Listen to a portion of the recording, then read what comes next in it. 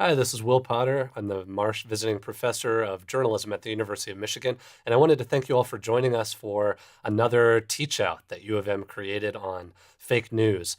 We had thousands of participants from all over the world, and of course, we have a little bit of a U.S. focus on this topic right now, as we'll talk about in a minute, given everything that's going on in the country in the political process. But we're really happy to see so much engagement, not just around the United States, but around the world. And I think that added a lot to our discussion forums and to sharing those experiences among the different learners and backgrounds in the forums as well. So thank you all so much for joining us and making this a huge success. What I wanted to do in this kind of wrap up dialogue with you all is to give a bit of an update on some of the press freedom and fake news issues we're talking about in the press right now, straight from the headlines, and then look at the questions in the forum. And we certainly saw some themes among a lot of the questions that you all had. And I want to address some of those and kind of connect it to my own personal experiences as a working journalist in this environment as well. So before I jump into that, though, I want to talk a little bit about some of the things that have happened in the news just in the last couple of months. In particular, there's been a big shift in how we are regarding press freedoms and the political climate for journalism in the United States in a more quantitative sense. So, for instance, some journalism organizations have released rankings of press freedoms globally. So how different countries are faring around the world in terms of their respect for journalists and the rights of the press. And what was really shocking to me is to see this come across my social media feed and to see that the United States has dropped yet again to now 43, I believe, in the global press freedom index. So what that means is that the political climate is such in the United States right now that journalists are increasingly at risk for doing their job, for reporting and being engaged in the political process. 43. Here in the US, we like to talk about ourselves as being the kind of bastion of freedom and democracy and around the world. And it's just such at odds with that kind of a dire ranking of 43 globally. On top of that, there's some stories that came out that I wanted to draw your all's attention to. In particular, there was a study that was published in The Economist about attitudes towards the mainstream press taking an unconstitutional turn. And what the study was about was a poll of members of Congress and how they viewed restrictions on press freedom.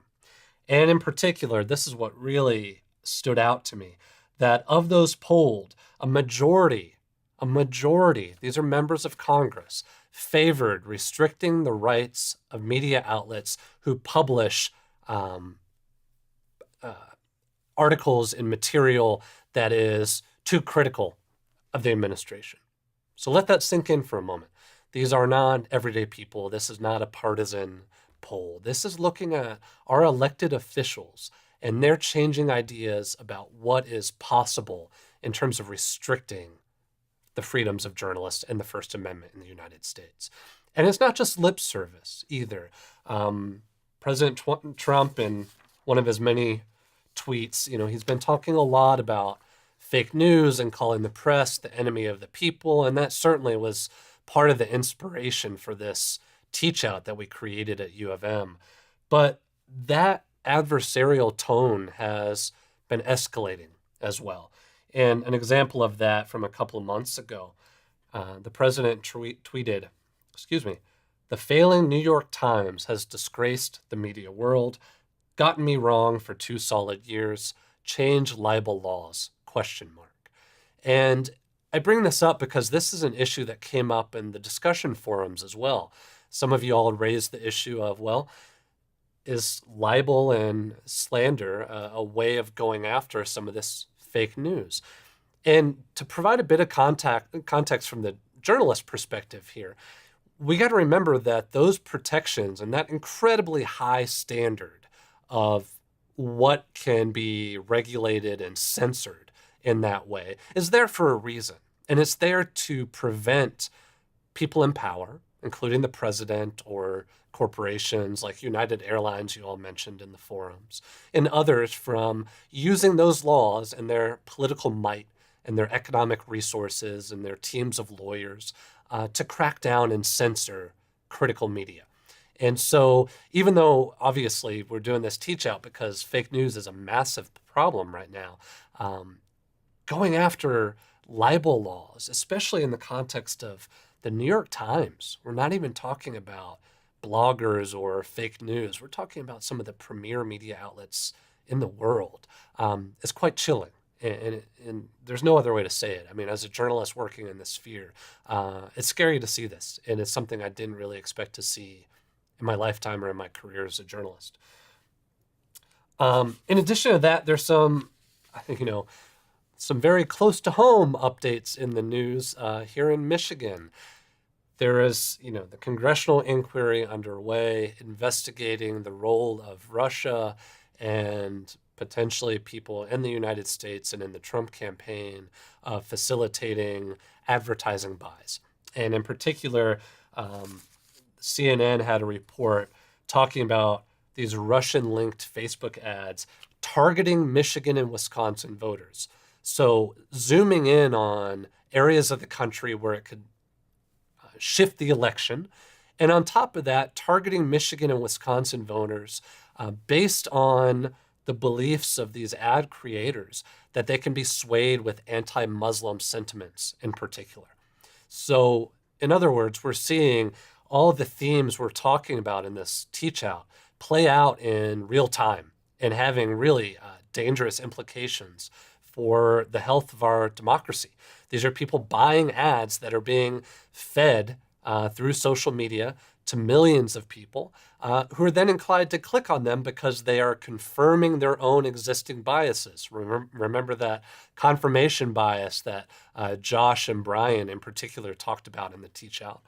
And then they're compelled to click on it and share it with their friends. And this was, a very tightly held election in Michigan. There, I believe, is about 10,000 votes that could have swayed how this state went in the presidential election. So something to keep in mind. And the last thing I wanted to highlight for you all, as we're talking about the role of Facebook in particular, and how fake news is being shared on social media, right now, this just came out yesterday, Facebook is testing a new plugin or info button, for lack of a better description, that they're proposing shows up as a little eye within a circle next to articles, that when it shows up in your social media feed, you can click on it and it has information about the publisher. On its face, that seems like a fantastic idea. It's a way to, if you don't know where this news story is coming from, you can click on it, get a little bit more information. But as I'm going to encourage you all to think more critically also in the discussion as well, we got to really ask some tough questions about who's deciding what is a legitimate publisher. Who's deciding how a publisher is characterized? Is it Facebook? And if so, who is Facebook accountable to? How does an independent journalist like myself, who created their own news outlet or who blogs or publishes in other ways multimedia online, what if they're described incorrectly? What if someone like me is described as fake news? How do I correct that? What happens when it ruins my career or it doesn't allow my articles to be fed through social media? I think those are some questions we really need to raise right now as we're proposing to give more authority in the fake news sphere to these tech companies or to politicians, as I mentioned previously. Okay, so all that being said, let's talk about some of the questions that you all had. And like I mentioned, we were really happy to see so many people from all over the world engaging. The first one I wanted to highlight was from Shalini, who says, I live in a country where national and mainstream media is censored and often heavily impacted by hegemonic political party influences. While there's alternative press, it operates under the threat of having their licenses to publish withdrawn. And on top of that, press freedom is definitely not guaranteed. What advice can you give me to assist me in educating my students to be careful readers of the media in this situation? Shalini, I really appreciate you bringing that international context in here, particularly, as we're talking about the dangers that journalists are facing in the United States. I'm very cognizant of the fact that it really pales in comparison to what journalists are facing in many other countries around the world, putting their lives on the line, literally, to report what's happening and to educate people in a democracy. And so when you're dealing with your students, I would really have a couple suggestions for that. One, to have a dialogue about how that influence on the media sphere is possibly influencing what reporters are able to publicly write about. So, for instance, if there's a glowing report in some media outlets about a controversy that elected officials or unelected officials find themselves in, maybe talk through with your students what are some of the motivations that the different players have in skewing press coverage. What might journalists be confronting themselves as they're thinking about how to talk and report about these issues? What are the dangers that journalists face not only in your country, but globally? And let's start thinking more critically about, okay, if you're a student and you want to go into journalism, in some ways, those are the most needed environments for new reporters. But you need to be aware as you're talking to them about the risks. And that's something I struggle with in a quite different way in my classes here at the University of Michigan. My students are really excited about journalism right now, despite all the controversy and crisis that the industry is facing. But they're also scared. They're watching what's happening in the news and they're not sure how to engage. And so I try to be really open with them and honest with your students. And, there's a lot, as I'm sure you know, they're much smarter than most people give them credit for. And they know the dangers, they know the risks, they know that they're being lied to. And I think honesty is the foundation of that kind of educator-student relationship because they're craving it. Some of the other questions we had, so for instance, from Bruce, he brought up that example of strengthening libel laws. And he said, it seemed to me that the example story that we used in the teach out about United Airlines was clearly libelous. Would it help if United could have sued the publisher of the story with the reasonable hope of success? In short, yes, sure, it would have helped. It would have helped United particularly. And you might even argue that it would have helped consumers of news who might have been duped by that kind of fake news. I would press back and be a little bit of a devil's advocate here and say, what are some of the other implications or the other fallout that can result from that kind of a strengthening of libel laws? In this case, United Airlines might be able to go after a clearly fake news story. What about the other coverage, though? When, remember, that passenger was dragged off of a United flight, created a PR firestorm that was very bad for the airline and really probably made other airlines concerned as well. Would it open the floodgates for that kind of a libel suit when the reporters are actually exposing what's true? That's the type of thought process I would like you all to have as we're thinking about solutions to this issue and why we, as the creators of this Teach Out, put so much emphasis on media literacy, on kind of turning the burden back on the consumers, even though that's a difficult request, I know, to educate ourselves and to have those tough conversations with our friends and family rather than bringing in regulatory mechanisms, because there's so many dangerous paths that this can go down, especially when we're in a political climate where the president and members of Congress, like I mentioned, are very eager to silence their political opponents. Veronica had a great question that I think is really speaking to the spirit of this Teach Out and all the others that we're doing here at the University of Michigan, where she says, can you suggest language to share this course with friends across the political spectrum? And Veronica says, I can imagine the examples provided would evoke an impression of left-leaning bias and therefore cause a person to ignore it without completing the course. How would you speak to that? And I think that's a fantastic point, one that perhaps we should have emphasized more.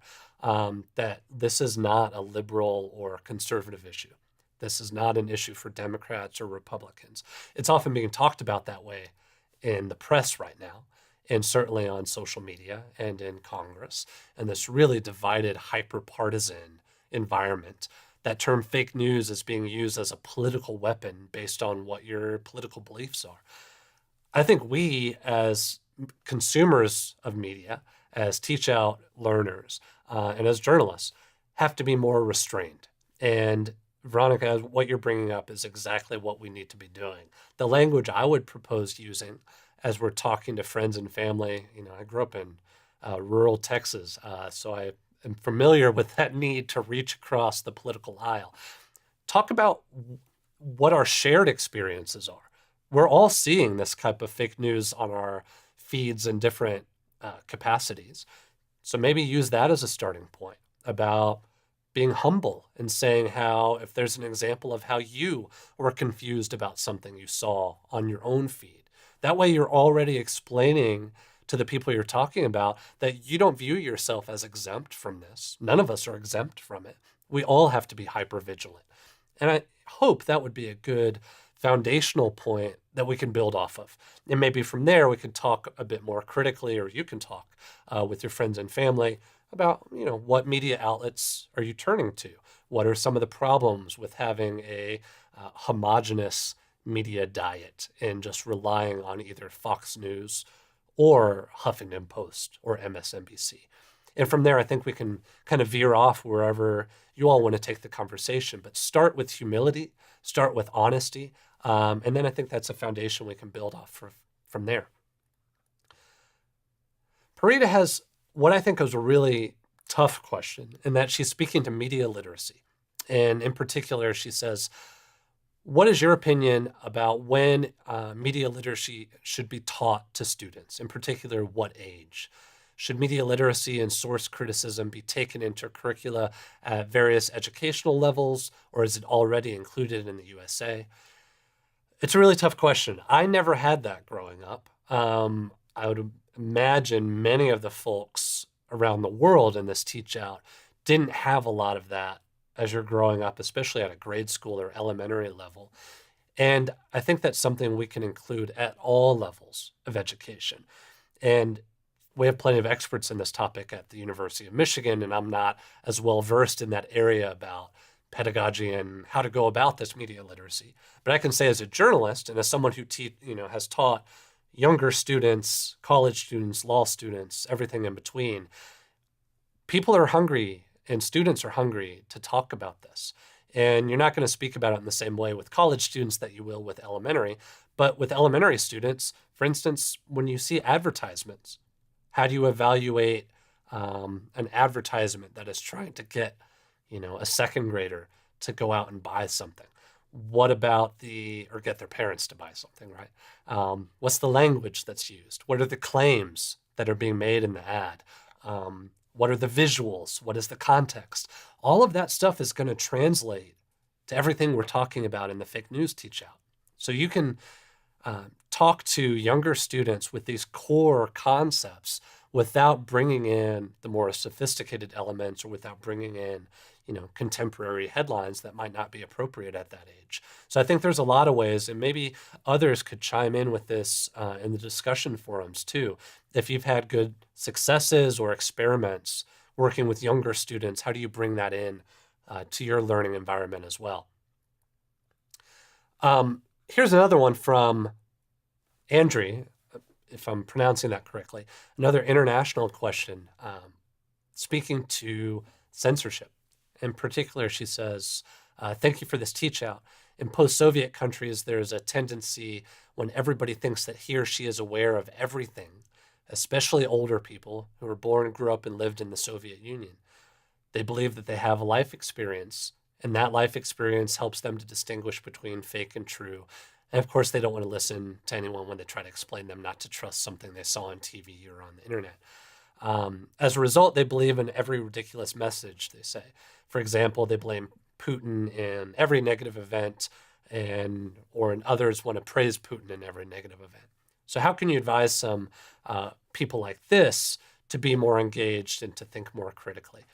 And, I'd be the first to say that isn't a dynamic that is limited to post-Soviet countries, as you mentioned. I've really encountered this in the US. I'm sure many of our learners have experienced that as well. And I think, Josh and Brian spoke to this, that as we get older, we have tendencies with our own cognitive biases and confirmation biases to seek out and share and read and believe things that already confirm what we previously believed. And to me, it speaks to a much bigger question about how to live an intellectually engaged life, and how do we avoid being pulled into those kind of trenches where it's easy to just consume only one type of news, uh, only read and listen to things you agree with, and not challenge yourself. I mean, that's an easier path to go down.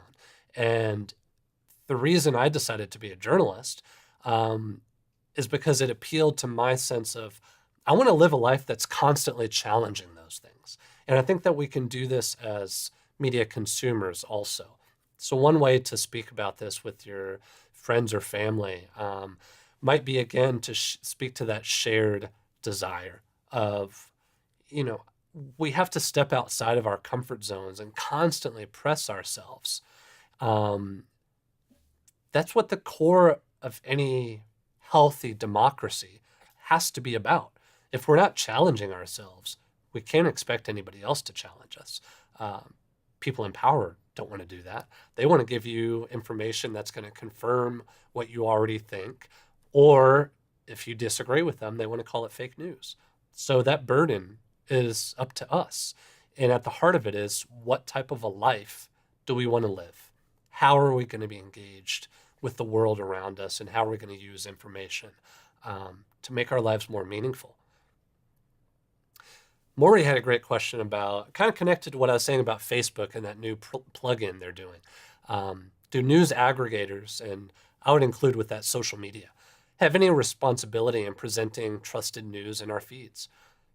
Maury asks, would assigning gatekeeper responsibility to Google or Facebook be positive or negative to freedom of speech and or the press?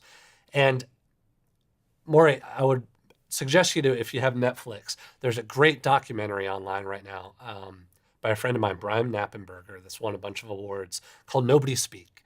And it's how a tech billionaire in Silicon Valley was enlisted in the legal fight to take down Gawker Media, which was this, they published a sex tape of Hulk Hogan, which, I have no desire to see a sex tape of Hulk Hogan. And as you can imagine, this offended a lot of people's sensibilities, not the least of which was Hulk Hogan. But this was used as kind of a pretext to go after Gawker, where this tech billionaire, Peter Thiel, had a personal antagonistic relationship with. So the moment I hear someone start mentioning, well, how about we give some more authority to Google and Facebook and these multi-billion-dollar companies that are not journalism companies. These are for-profit tech companies. It makes me really nervous as a journalist and as a consumer. And I like where you're going with this thought process of thinking of that gatekeeper role. And I would suggest maybe another way of exploring this would be looking at the works of people like Robert McChesney, who's a professor and media scholar. He's thought a lot about alternative models of how we can help fund community-driven journalism and public service journalism. And I think that's where we need to be heading. Rather than giving that to the tech companies, we need to have a more equitable and democratic way of going about this problem. And I think lastly, you guys had too many great questions here. We're not going to have time to go into all of them, but I'd be happy to in the forums kind of add some more of my thoughts and respond to some of these additional questions. But Maury had a question that my students bring up all the time in my investigative journalism course. How do we think about these comedy shows that talk about the news? Where do they fit into this delivery spectrum? The hosts say they're not reporters, but some have presented good information and good investigations, in a humorous manner. And Maury, I think that's a fantastic point. Jon Stewart and now Trevor Noah and John Oliver and all these types of shows are tapping into something. We're tapping into a lot of things. One, there's this honesty in the reporting. Like, where they're coming from. They're open about it. They're transparent. And I think viewers appreciate that. It's entertaining, which I think viewers appreciate. And, I would stop short of describing it as journalism, but look at John Oliver, his show on HBO. He has a massive research team that's involved, and his delivery is sarcastic and funny and, at times lewd or whatever. But the research is solid. And I don't think that's where any of us should exclusively rely for our media. But I have no problem with my students, actively engaging with shows like that because the research is, in my experience, pretty fantastic. Now we need to take it with a grain of salt, remember their viewpoint of how they're presenting this information, but it's a supplemental source. Maybe it's a prompt, if you care about shows like that, to dig deeper into some of the issues that they talk about on those programs. And to me, I think that's a good note to kind of end on in our discussion because it's speaking to the fact that there are so many options right now. It's information overload, not just with classic fake news, but with legitimate media outlets as well, that it's hard to decide where to focus our energy, what to read, what to share, what to consume. And the best advice I can give everyone is that I know this is hard. I know it requires constant vigilance, but that's our responsibility. And I think as you're talking to your friends and family, regardless of where they are on the political spectrum, we got to emphasize to them that part of living in a democracy means engaging in this way, that we can't sit on our heels as media consumers, because at the point you do that, people are going to try to take advantage of you. And, that's really the spirit of which we did this teach out at the University of Michigan to try to help you all have some real world skills and more academic, intellectual, big picture skills as you're moving out about this complicated media environment. So in that spirit, thank you all so much for joining us on this teach out, for being engaged in the forums. We're going to put up some links to the articles I mentioned so you can explore further, and I'll be there in the forums as well if you have additional questions. So thank you all so much for joining us.